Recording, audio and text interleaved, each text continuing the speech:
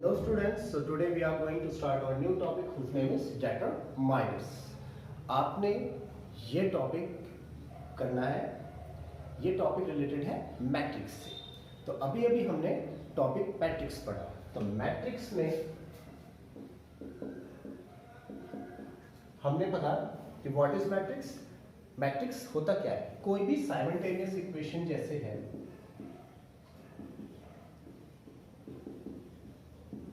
इसी को हम किस फॉर्म में लिख देते हैं, मैट्रिक्स फॉर्म। इस व्हाट एक्चुअल में मैट्रिक्स क्या है, कोई भी दो साइमल्टेनियस इक्वेशंस का जो रिप्रेजेंटेशन है उसे हम क्या कह सकते हैं, मैट्रिक्स कह सकते हैं।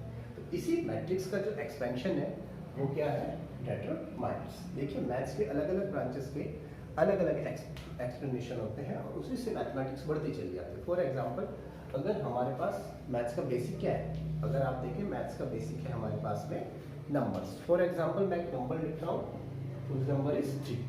अब ये 3 क्या है, काउंटिंग में हम 3 कह सकते हैं। 3 मीन्स 3 मार्कर्स, ठीक है, स्टार्टिंग तो ऐसे हुई होगी। 3 मीन्स 3 मार्कर्स या फिर 3 इंक पॉट्स या फिर 3 एनीथिंग। तो 1 2 3 काउंटिंग में तो 3 आया, लेकिन बाद में हमने इसने क्या किया, इस कॉन्सेप्ट को आगे आगे इंट्रोड्यूस करने लगे। हमने इसे डायरेक्शन में यूज़ किया, जो हमने इसे डायरेक्शन में यूज़ किया 1 2 3 अदर डायरेक्शन को शो करने के लिए हमने क्या कर दिया, -1 -2 -3। इससे हमारे पास कॉन्सेप्ट आया -3 का। इसी तरीके से जब हम आगे बढ़े तो 3 से हमारे पास कॉन्सेप्ट आ गया √3। यही बात मैट्रिक्स के साथ में है। हमारे पास मैट्रिक्स में मान लीजिए साइमल्टेनियस इक्वेशन से हमने उसे मैट्रिक्स की फॉर्म में लिख दिया। अब अगर मैं इन्हीं साइमल्टेनियस इक्वेशंस को वेक्टर फॉर्म में लिखूं, फॉर एग्जांपल हमारे पास में दो साइमल्टेनियस इक्वेशंस हैं, ax + by = 0 and cx + dy = 0। अब मैं इन दोनों इक्वेशंस को, साइमल्टेनियस इक्वेशंस को मैट्रिक्स की फॉर्म में लिखता हूँ। तो जब मैं अब इन दो साइमल्टेनियस इक्वेशंस को मैं किस फॉर्म में लिखता हूँ, इन्हें मैं लिखने की कोशिश कर रहा हूँ। किस फॉर्म में लिखूँ, इन्हें मैं लिखूंगा वेक्टर फॉर्म। जब मैं इन्हें वेक्टर फॉर्म में लिखता हूँ, ये हमारे पास है x एक्सिस, ये मेरे पास में है y एक्सिस। अब सपोज कीजिए हमारे पास पहली इक्वेशन ax + by = 0, ये इक्वेशन मैंने इधर रिप्रेजेंट कर ax + by = 0। अब ये ax + by = 0 का वेक्टर फॉर्मेशन है, तो इसके जो कोऑर्डिनेट्स होंगे वो होंगे a एंड b। इसके कोऑर्डिनेट्स हमारे पास क्या होंगे, a एंड b होंगे। इसी तरह से दूसरी इक्वेशन है cx + dy। मैंने कहा इसका जो वेक्टर फॉर्मेशन है, इस इक्वेशन का जो वेक्टर फॉर्मेशन है वो इस तरह से है। ये वाला दूसरा इक्वेशन है cx + dy, इसकी वेक्टर फॉर्म इस तरफ है। तो इसके जो कोऑर्डिनेट्स होंगे वो मैंने लिख दिए c एंड d। अब स्टूडेंट्स इससे आगे बढ़ते हैं। मैं क्या करता हूँ, इसी लाइन के पैरेलल, किस लाइन के पैरेलल, cx + dy के पैरेलल एक लाइन इधर ड्रॉ करता हूँ, ये ऑरिजिन, और इस वाले वेक्टर के पैरेलल एक लाइन इधर ड्रॉ करता हूँ। दोनों के दोनों ने इस पॉइंट पर इंटरसेक्ट किया। अब इस पॉइंट के कोऑर्डिनेट्स क्या होने चाहिए, गॉट माय पॉइंट, क्या होने चाहिए इस पॉइंट के कोऑर्डिनेट। देखिए यहां से यहां तक की डिस्टेंस और यहां से यहां तक की डिस्टेंस, यहां से यहां तक की डिस्टेंस है a और यहां से यहां तक की डिस्टेंस है c। इस हिसाब से इसका जो पहला कोऑर्डिनेट होना चाहिए वो होना चाहिए a + c, और यहां से यहां तक की डिस्टेंस b एंड यहां से यहां तक की डिस्टेंस है d। उस हिसाब से इस पॉइंट के जो कोऑर्डिनेट होने चाहिए वो होने चाहिए b + t। अब मैं, और ये वाला पॉइंट है ऑरिजिन 0 0। अब ये मेरे पास क्या बन रहा है, पैरेललोग्राम बन रहा है। यहाँ पर ये जो है इट इज अ पैरेललोग्राम। अब मुझे इस पैरेललोग्राम का एरिया फाइंड करना है। Now area of the parallelogram. इस पैरेललोग्राम का एरिया हम इसे डिवाइड करके अलग अलग पार्ट में डिवाइड करके भी फाइंड आउट कर सकते हैं, या फिर दूसरा वे मैं आपको बताता हूँ। अगर हमारे पास चारों के चारों वर्टिसेस दिए हुए हैं, चारों के चारों वर्टिसेस दिए हुए हैं, तो एरिया ऑफ पैरेललोग्राम का हमें फॉर्मूला भी यूज कर सकते हैं। वो है half x1 y1 x2 y2 x3 y3 x4 x3 y3 x4 y4 and x1 x2। आप इसे ऐसे लिख देंगे। उसके बाद में इसमें एरोज यूज करेंगे। पहला एरो इस साइड, दूसरा एरो इस साइड, तीसरा एरो इस साइड और चौथा एरो इस साइड। जिन सॉरी ये एरो गलत कर दिया मेरी। पहला एरो ऐसे, दूसरा एरो ऐसे, तीसरा एरो ऐसे और चौथा एरो ऐसे, इस टाइप से। अब जब मुझे इसे सॉल्व करना होगा, तो अब देखिए हम कैसे सॉल्व करते हैं। Half x1 y1 0 0 x2 y2 a b x3 y3 a plus c b plus d and x4 y4 c or d and x1 y1 again 0 और 0। फिर से यही एरो लगा देते हैं। जिस साइड एरो है वो साइड पॉजिटिव और जिस साइड एरो नहीं है वो साइड नेगेटिव है।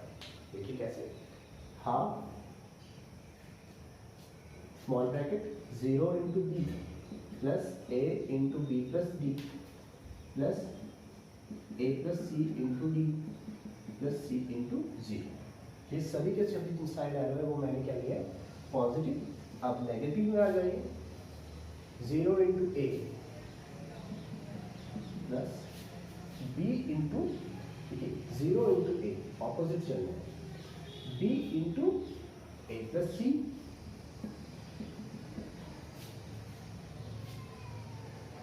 सी into B plus d and d into 0। Small bracket close और ये भी क्लोज हो जाता है। अब हम इसे सॉल्व करने लगे, तो ये हमारे पास बनेगा half 0 into b 0 plus a B plus A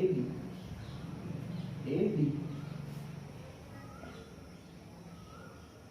plus C into 0 0। अब माइनस का ए बी माइनस का बी सी माइनस का सी डी माइनस का सी बी माइनस का सी बी माइनस का सी प्लस डी इंटू 0। फिर से अब देखिए जो कैंसिल हो गया, ए बी से ए बी कैंसिल और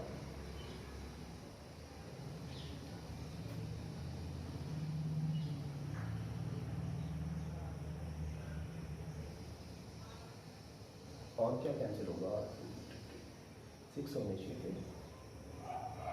ए into B A B plus A into D A D, A into D और एक यहाँ पर छूट गया हमारा प्लस सी इंटू डी। लेकिन यहाँ पर जरा कैलकुलेशन में इसको दोबारा से देखते हैं। Half 0 into b 0, a into D A D, A into D A d plus A into D A d plus C into d c d, c into 0 0। अब नेगेटिव की तरफ ए इंटू 0 0 माइनस का ए बी माइनस का b c minus का b c minus का c D, D into 0 0। अब हम इन्हें कट करेंगे। पॉजिटिव ए बी से negative a b cancel, positive c d से नेगेटिव का सी डी कैंसिल। तो हमारे पास देखिए क्या आता है, half a d plus a d 2 times of a d minus b c minus b c 2 times of b c. अगर हम 2 कॉमन ले लेते हैं तो हमारे पास आएगा a d minus b c. तो देखिए जरा 2 से 2 कैंसिल, तो a d minus b c. इसका मतलब है अगर हम इसको हमारी लीनियर इक्वेशन का जो हमारा जो लीनियर इक्वेशन है अगर हम इसे मैट्रिक्स फॉर्म में लिखें A B C D, तो देखिए अगर मैं इसे सॉल्व करता हूँ तो हमारे पास क्या आता है। अगर हम इसे ऐसे सॉल्व करें A into D minus B into C, मेरे पास क्या बना A into D minus B into C. तो किसी भी मैट्रिक्स को अगर हम सॉल्व करना चाहते हैं उसके डिटरमिनेंट फॉर्म में, तो कैसे सॉल्व करेंगे, A into D minus B into C. इसके साथ साथ में डिटरमिनेंट क्या है, व्हाट इज डेटरमाइनर्स। तो डेटरमाइनर्स है वो एरिया जो वेक्टर प्लेन में इन कोएफिशिएंट्स द्वारा बनाया गया है।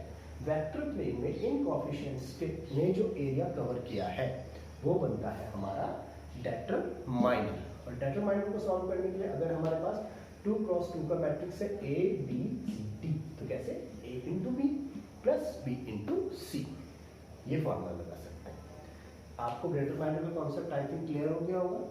डेटरमाइनर के कॉन्सेप्ट में ही अब आप कहेंगे कि सर ये तो एक 2 क्रॉस 2 का मैट्रिक्स था, अगर हमारे पास एक 3 क्रॉस 3 का मैट्रिक्स आ जाता है या 4 क्रॉस 4 का मैट्रिक्स आ जाता है, तो उसके लिए क्या करना है। तो देखिए 4 क्रॉस 4 का या 3 क्रॉस 3 के मैट्रिक्स के लिए हम क्या करें। आई थिंक हम सभी के सभी इस बात से अवेयर है कि हमारे पास इस तरह के कई सारे मैट्रिक्स हैं, A B C D E F G H I। जी किस टाइप का मैट्रिक्स है, ये एक 3 क्रॉस 3 का मैट्रिक्स है। 3 क्रॉस 3 का मैट्रिक्स मीन्स इसमें 3 रोज है और 3 कॉलम्स है। अगर हम इसको देखें इसकी फिगर कैसे बनेगी, देखिए 2 क्रॉस 2 का जो मैट्रिक्स था उसकी फिगर बनी थी 2 डायमेंशनल फिगर। उसकी फिगर कैसी बनेगी आपकी 2 डायमेंशनल फिगर बनती है। लेकिन ये कैसा एक मैट्रिक्स है, ये 3 क्रॉस 3 का मैट्रिक्स है। इसकी फिगर कैसे बनेगी, देखिए एक्चुअल में ये क्या है, पैरेललोग्राम। 2 क्रॉस 2 के मैट्रिक्स के लिए तो पैरेललोग्राम बना, और पैरेललोग्राम का ही 3 डायमेंशन क्या होता है, किसी बच्चे को अगर पता हो पैरेललोग्राम का 3 डायमेंशन होता है पैरेललोपिपेड। क्या कहते हैं उसे, पैरेललोपिपेड। पैरेललोपिपेड में ऐसा एक पैरेललोग्राम, फिर नेक्स्ट सरफेस भी एक पैरेललोग्राम, यहां वाली सरफेस भी एक पैरेललोग्राम, ये वाली सरफेस भी एक पैरेललोग्राम, ऊपर वाली सरफेस भी एक पैरेललोग्राम होती है। ओके, अगर हर एक सरफेस एक पैरेललोग्राम हो और इसके अंदर का जो एरिया एनक्लोज्ड है वो क्या होगा, इस डेटरमाइनर की वैल्यू। अब इसमें ये वेक्टर्स कहाँ है, A B और ये देखिए C। ये कहाँ जा रहा है, हमारे बोर्ड के अंदर की तरफ जा रहा है। एक्चुअल में ये A B और C ये तीनों के तीनों आपस में क्या है, तीनों के तीनों आपस में क्या होते हैं, ये तीनों के तीनों आपस में होंगे परपेंडिकुलर। सिर्फ हमने उसको थोड़ा सा टिल्ट कर दिया है, परपेंडिकुलर को थोड़ा सा टिल्ट कर दिया है। और ये जो अंदर की तरफ को वेक्टर जाता है इसे हम कहते हैं ऑर्थोगोनल। इसका नाम क्या है, ऑर्थोगोनल। ओके, ऑर्थोगोनल वेक्टर या फिर ऑर्थोगोनल परपेंडिकुलर। आपको समझ में आ गया। इसके अंदर का जो एरिया है वो होगा डेटरमाइनर। अब ये 3 क्रॉस 3 का मैट्रिक्स है, इसे सॉल्व करने का मेथड देखिए जरा। ऐसी क्रॉस मल्टीप्लिकेशन मेथड मैंने आपको सिखाया था 10th क्लास में, इसीलिए सिखाया था ताकि यहाँ पे काम आए। देखिए A बॉक्स बनाइए, बचे E H F I, फिर प्लस B बचे D G F I, उसके बाद C। याद है क्रॉस मल्टीप्लिकेशन मेथड, सेम वही क्रॉस मल्टीप्लिकेशन मेथड। C के नीचे C की रो और C का कॉलम छोड़ दीजिए, D G E H। उसके बाद एरोज आप उसी फॉर्मेशन में लगाइए जैसे क्रॉस मल्टीप्लिकेशन में लगाते हैं, one arrow down, other arrow up, other arrow down. इसका मतलब A E into I F into H plus B G into F D into I plus C D into H minus G into E। Okay, तो now students आज हमने determiner का introduction किया, determiner को कैसे expand करते हैं वो कराया। अब नेक्स्ट वीडियो से हम डिटरमाइनर चैप्टर को स्टार्ट करेंगे। Okay, thank you.